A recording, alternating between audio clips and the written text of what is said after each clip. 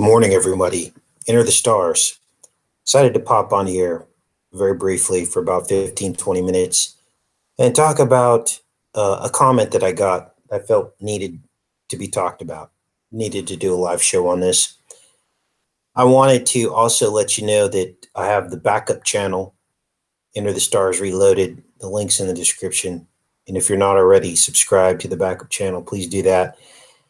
We're doing different things on different channels. Got two channels, Enter the Stars and Enter the Stars Reloaded. I'd like to do more of our live shows on this main channel and then have the other channel for video. But it's interesting. This channel's almost 3 times the size of the backup channel. And yet this channel, it's almost like they don't send out notifications. I don't know what's going on. But this kind of leads us to what I wanted to talk to you guys about today. See some people filing into the chat here. We're going to just have an open discussion about this. There's been a lot of talk about switching platforms, okay? We're going to get down to the nuts and bolts of why that is a noble endeavor and there are good intentions. But unfortunately, I just don't think it's going to work. And I'm going to show you guys some hard evidence as to why I don't think it'll work. People can try. I've tried. I've been on YouTube since 2012, very long time.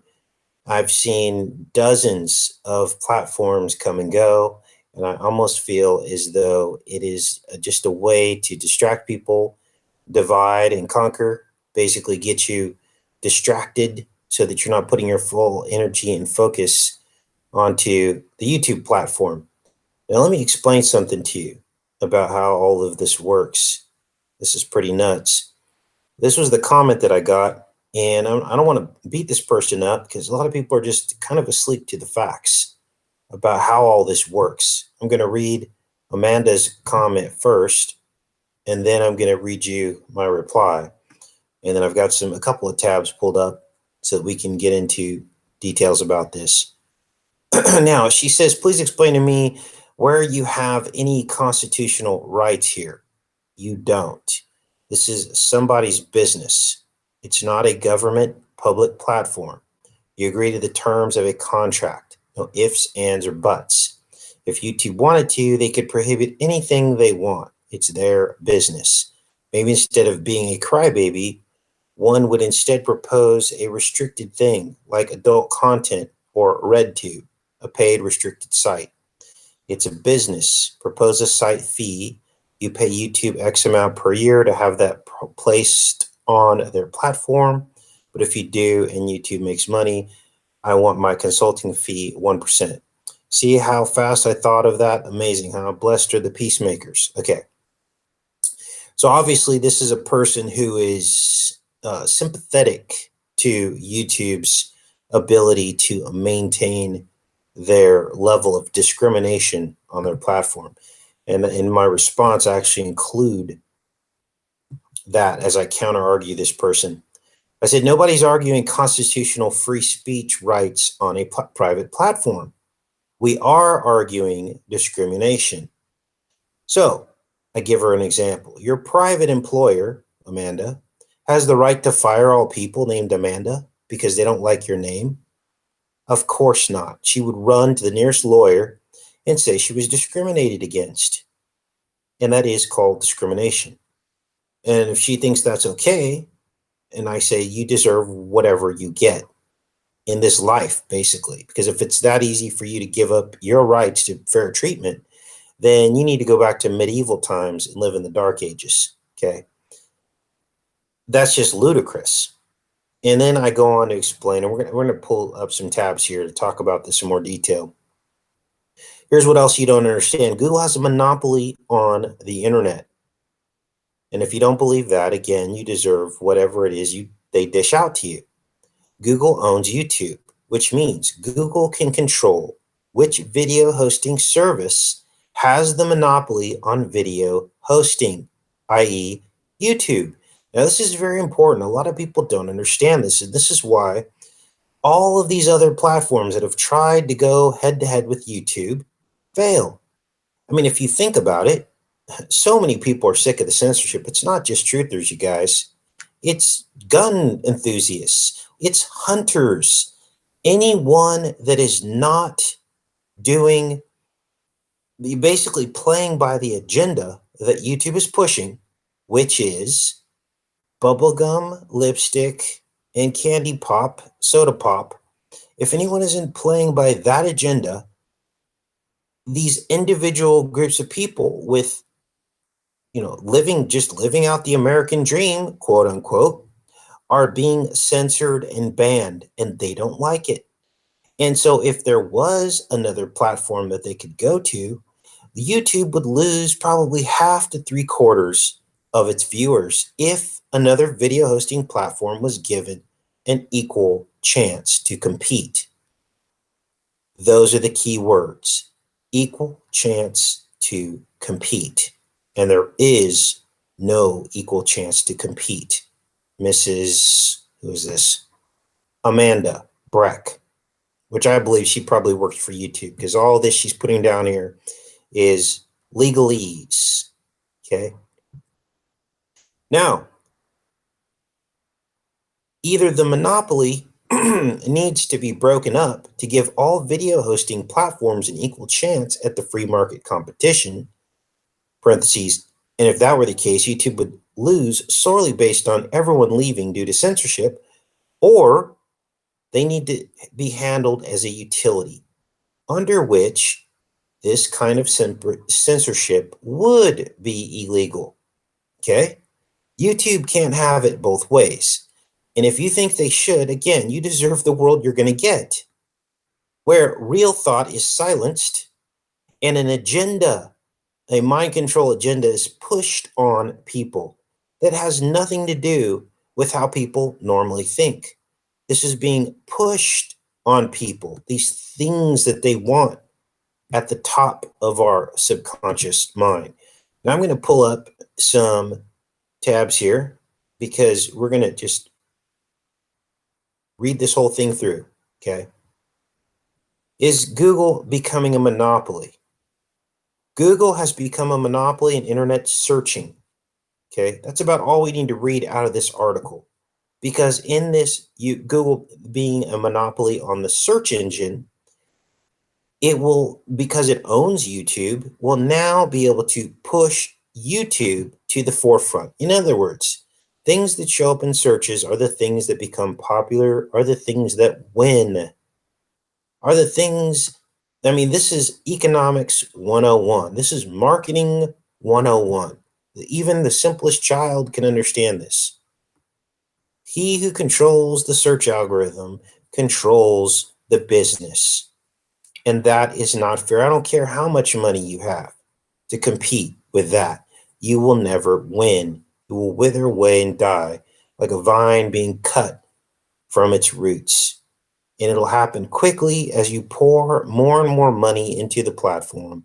It will just never go anywhere, because Google, all they have to do is, if they see YouTube start to lose, they just make you show up less and less. And it doesn't even have to be that drastic. They could gradually do it and just screw with you and screw with you until you wither away and die from off the vine. And that is exactly what's happening. And this Amanda person knows it, but they'll never admit to it, because if they did, YouTube would lose. Hands down. We're not the only group being targeted. Lots of people are being targeted. Lots of people hate YouTube because of how they have neutered people with free thought, how they screw with people's views. A lot of the views that come to this channel, I know I heard Dabu mention this before, aren't even from subscribers. 80% of the views that come to this channel aren't even people that are subscribed to the channel. What does that tell you? People are still finding the channel, but YouTube is doing a very poor job of sending out notifications to my very own subscribers. That's just one frustration that YouTubers have from all genres. The other, of course, is the censorship and targeting certain groups outside of the rights of the Constitution. Now, here's the history. Here's the purchase. Happened in 2006. And, you know, I didn't really see this go into full effect to where this was affecting me personally until about 2013. Something shifted in 2013 because Google owned YouTube in 2006. Okay. And this took place on November 13th. It was Google's second largest acquisition. Agreement between Google and YouTube came after YouTube presented three agreements with media companies in an attempt to avoid copyright infringement lawsuits. YouTube planned to continue operating independently with its co-founders and 68 employees working within Google. Now, the other thing I wanted to state is this is all part of a plan, okay? This is no accident that Google purchased YouTube. This is done to maintain control, okay? YouTube is a sensation. It's hard to explain how this works, but basically you have an opportunity for virtually any person in the world to get onto a video hosting platform and to basically become famous, okay? And this is what draws a lot of people to YouTube. There are a lot of talented people out there. There are talented people that understand the truth. And we see that. Some of the more popular truth channels are good at the truth. But there are other people that are good at a lot of other things who become instantly famous by, sharing their life with all of us. And this is powerful, okay? And they knew it was going to be powerful. But what they didn't anticipate was that they were going to lose control of the platform. What they wanted to use the platform for was to promote and guide and reinforce their agenda, to dumb people down further, or to disseminate and distribute their propaganda on the American people in a way that they could actually like rule the subconscious of humanity. Okay. And if you don't understand how that works, you got to go back and research how mind control works. Okay. The illusion of popularity is simply that, it's an illusion. It's what they tell us is popular. And through mind control, we agree with them. If we see a person on the news or in film, and they make them popular, then we believe that they're popular because of something that person did, when it has absolutely very little to do with that. And it's funny because you can actually see this on YouTube too. You see these crazy YouTube channels of just someone causing drama, like some kid just screaming and yelling at the top of their lungs and acting like a nut job with 500,000 subscribers. And you wonder to yourself, how did that person get famous like that? Like, how does that even happen? And it's because the algorithms push that behavior. They push certain things. Then you look at channels like this, where we've been making amazing discoveries since 2012, almost on average, one video per day. And this channel is stuck. It's like it's stuck. It's been hidden in the back corners of YouTube, right? Those who find this channel, I mean, if you read through the comments on this channel, you will see people from diverse backgrounds, from young to old, that are just amazed and blessed by being on this channel, by being subscribed to this channel. And all throughout the history of this channel, if you look back, you will see these comments. You don't see this kind of energy or vibe on some of these other channels that have 500, a million subscribers. You don't see that kind of love. So that tells you something. It doesn't match up with what the numbers say it's supposed to. And this isn't a complaint. This is simply an observation. Okay. This is an observation of what is really going on. Until people are honest about that and can see what is really going on, then again, we deserve the world that we're going to get, because that's where it's all headed. If we're that easily mind controlled, where we ignore the big white elephant in the room, what's really happening here, that Google owns YouTube and Google can make whatever they want to become popular. They can squash out any other video hosting platform they want. And at the end of the day, many channels have tried to jump off YouTube. I mean, I got to give it up for some of these channels, like Dabu. He's tried all kinds of different platforms. He tried Zeekly, Daily Motion. I mean, we made the effort. It's not like no effort was made. Okay. And what concerns me now about everything that's going on with, jumping off the platform is, why is it that all of these options are all in Bitcoin? What is that about? To me, that's fishy. Okay. That is fishy more than you can imagine. Okay. Yeah. People have their opinions about Bitcoin, and I tend to err on the side of I don't trust it. But I won't go as far as to say, oh, everybody that pushes Bitcoin is this or that. It is what it is. People have different opinions about it. I don't trust it. And so therefore, I don't trust platforms that all they do is push Bitcoin, because that's going to end up, I think it's a big trap, is my point. Like I've seen dozens of these platforms come and go. They all fail. They all fail because they never get the numbers. Why aren't they getting the numbers? Because Google controls the search algorithm. And you'd be hard pressed to find Zeekly, Daily Motion videos. Every video that comes up in the search result is almost all virtually YouTube. And that's why YouTube is king. And it always will be king until that changes. So that's what I wanted to talk to you guys about this morning. I see everybody in the chat. Much love to all of you guys. I used to love to give shout outs, but it seems like every time I do, I forget somebody and somebody's mad at me, right? Welcome to YouTube, right? Some people can't get in the chat and they get mad at me. They're like, why do you? I go, I didn't block you. This is just YouTube. I mean, obviously, there with 50,000 subscribers, you'd think there'd be more than 60 or 70 people watching the show today. But again, welcome to YouTube. They did something to this channel while it was down for 6 months. I don't know what it is, but we're going to get to the bottom of it. Anyway, I love all of you guys. Stay the course. Stay strong. We're going to get through all this.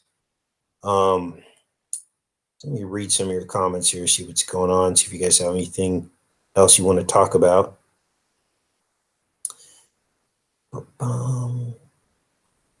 Someone says YouTube, lady sister, CEO 23, and me married to Google CEO. Says Sunrise Skywatcher.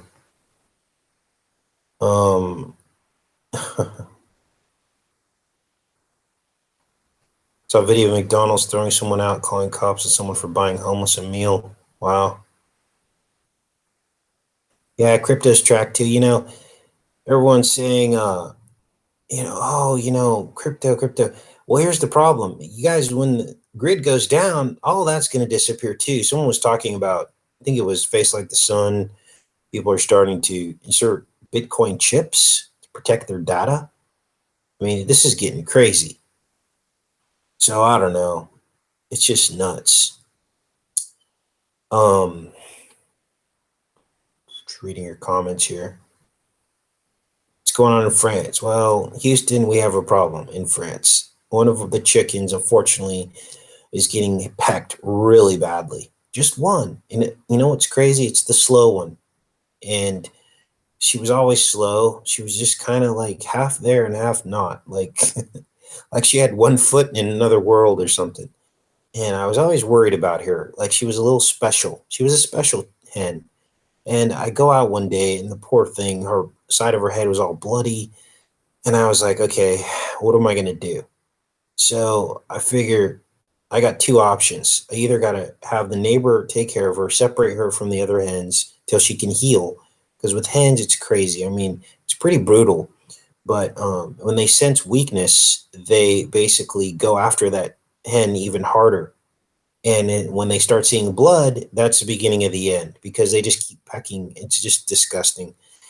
And so, this is my first experience with chickens. So far, I've done pretty well, but I didn't realize how involved this is. This is a big deal. You got to watch these hens. You basically got to act as the rooster. You got to separate them when they fight too much. You got to make sure everyone's healthy. There's medicine. Sometimes you got to make sure there's medicine for them. They can get mites. I guess mites are an issue too. But anyway, I said enough is enough. Some people are like, just let them fight it out. It's the natural order. If one dies, they die. Like I'm getting different advice from different people. Other people are like, well, you have to jump in and be the rooster and separate them and make sure everything's copacetic. So I decided to fall somewhere in the middle. I let things go for a while, but then it was apparent that this hen was going to die if I didn't step in. And the poor thing was just packed, and she wasn't even defending herself. She just would lay there, and Rue, the mean bully, would jump on top of her and just basically attach to the side of her head. I mean, it's pretty sad and disgusting. So I had to separate her. So she's got her own space next door in the other barn. So she's like, what do you call it? She's living the high life right now. Man, she's got her own space, her own food, her own water, and she is good to go. And the others, they just do their thing. The other small hen, she's fine because she's fast, she's agile, and the older girls can't even get close to her because she flies off or she's quick, and so that's what's going on with the hens. That's why you guys haven't heard from them in a while. So as soon as she gets all healed up, she'll be good and everything will be back to normal. Um, Gosh, I've already mowed the lawn like 3 times in 3 weeks. It's warm season here. It's getting nice warm days. Done a lot of fishing, but just not catching anything. So they're just doing all this construction. By the fall of this year, this dam's coming out. They're going to detonate this dam, bring it down. There's actually 2 dams. Both of them are hydroelectric.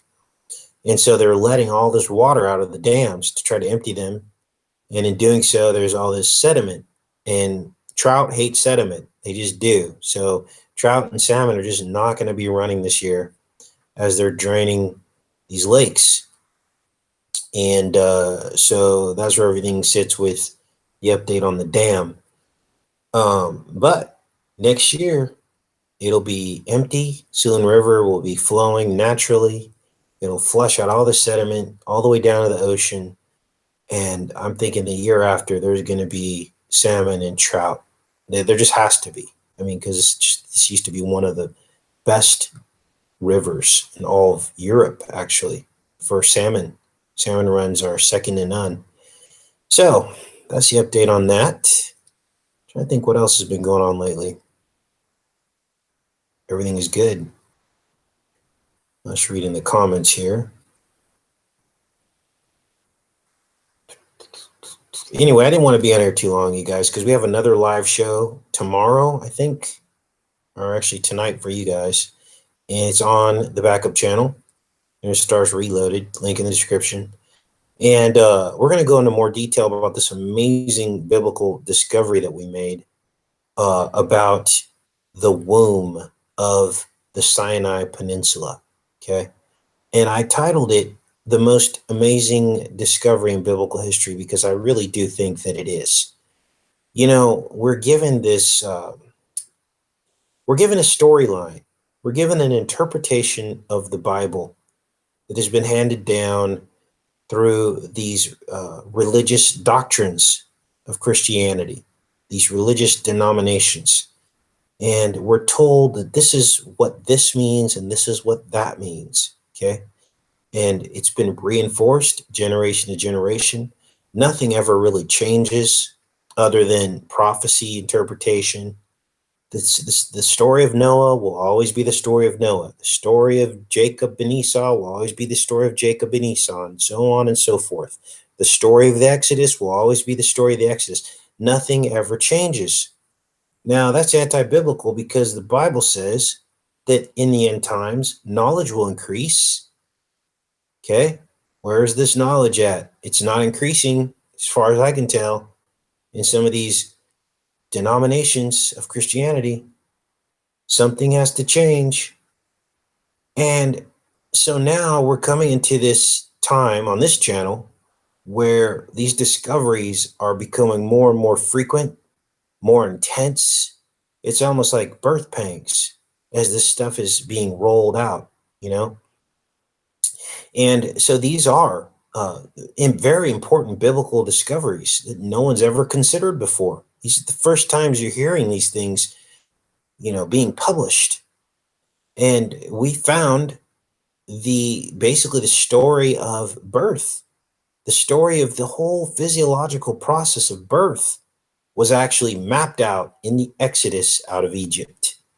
We found that, and it was amazing. We even found an image of the unborn child in the uterus, in the womb, in the topographical landscape of the Sinai Peninsula. This stuff you cannot deny what you're looking at. It's unbelievable. And so, yeah, these are very amazing biblical discoveries, and they're undeniable. Also, we found the serpent in the seafloor map. No one had ever found that before. The beast of Revelation 13, found right there. The 10 horns, the 10 crowns, the 7 heads. It's all there. Now, I didn't plan on finding this stuff, but God's will is being done. Make no mistake. And I wanted to also clarify that this doesn't mean that these stories didn't happen. Quite the contrary. They did happen. That's the whole point. When you live in God's will in your life, all of a sudden, your actions of listening to Him start manifesting into the God realm. We see this happen all the time on this channel. We start talking about something, and next thing you know, it shows up somewhere where we least expect it, in a film. I mean, these people, these evil elite, are working so fast to fictionalize the truth. This is what they do. As soon as truth starts coming out, they rush to the producers. Oh, we got to get this into the fiction quick.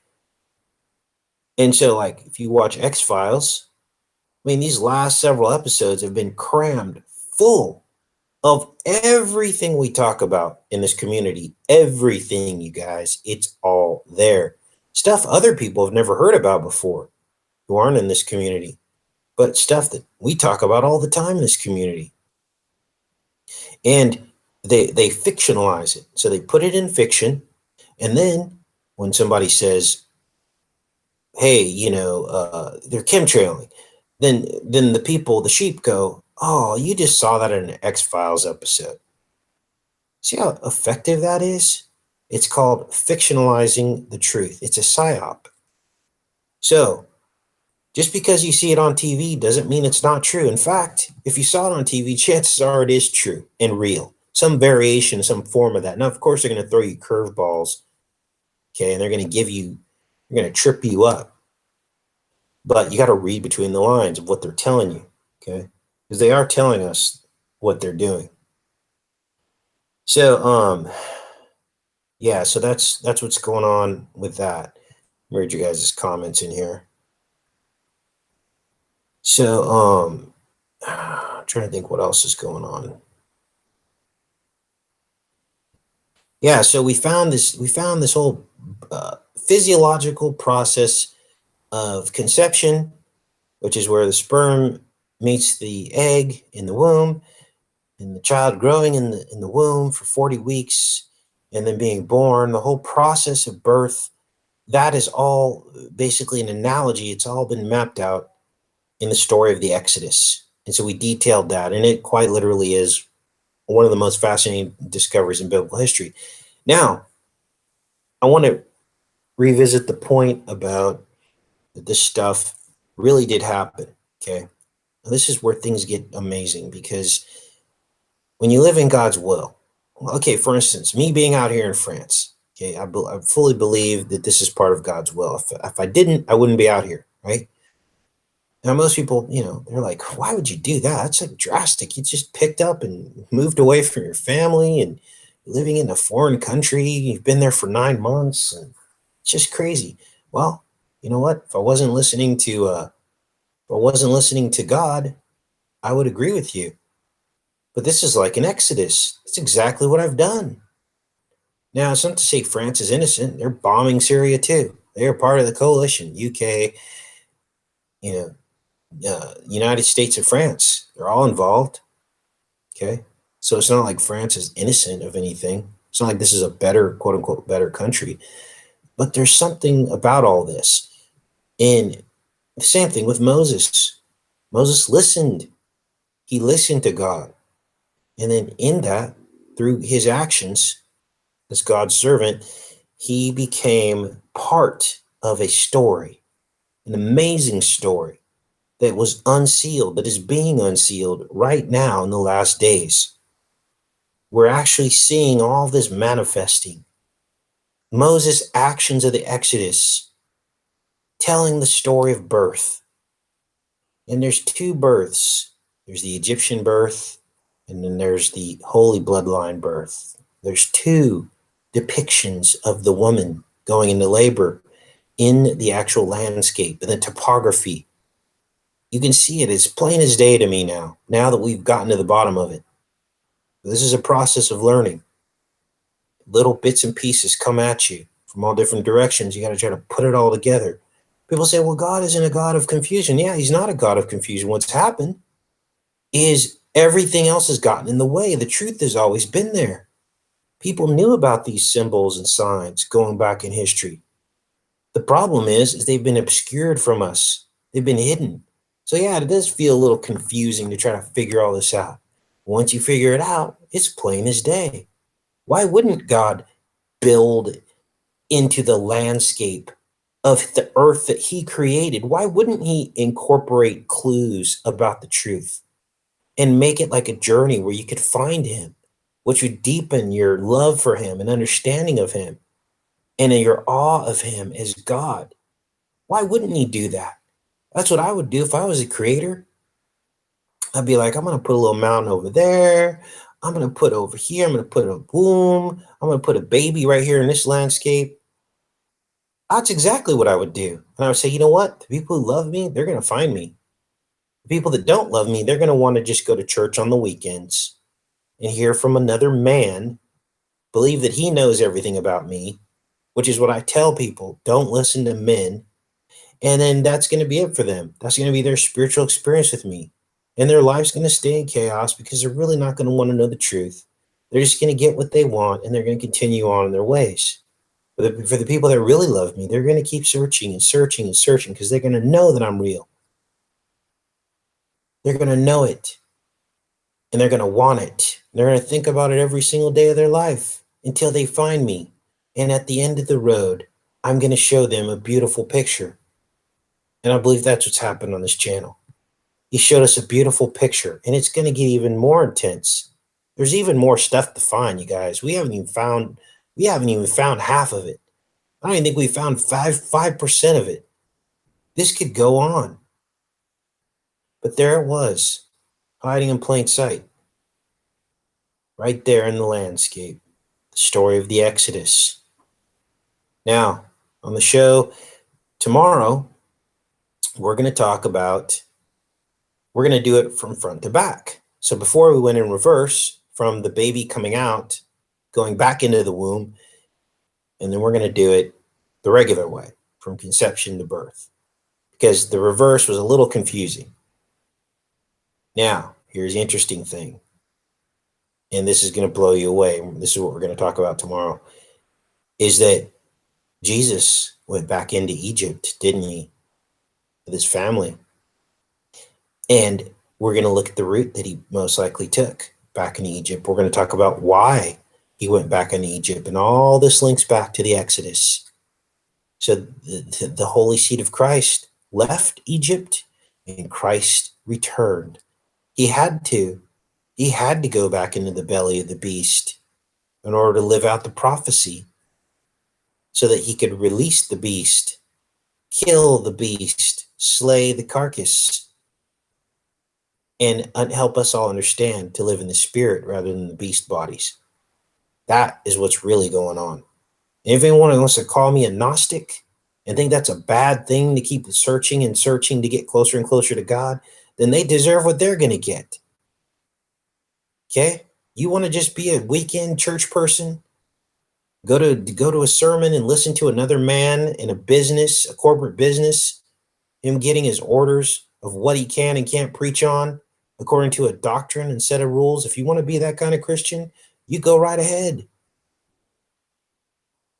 There's a form of love of God, there's a form of spirituality, but the Bible says it will have no power, not the real kind of power.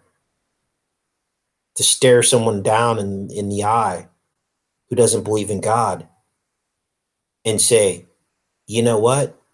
Keep believing that. See where that gets you in life. And to be able to say, how do you explain this? How do you explain that? How do you explain all of the knowledge written into the Bible of scientific discoveries that hadn't even been made for another 2,000 years? How do you explain that? And they'll try to come back and say it's because the people that wrote the Bible knew all this stuff. Okay, show me in history where all these people knew all this stuff. Inner eye physiology down to the nanometer. Tell me where they knew this. And they can't answer that question because only God would know that. So, apparently other people have things to do. So I'm going to go ahead and pop off of here. Much love, you guys. Take care. Be safe.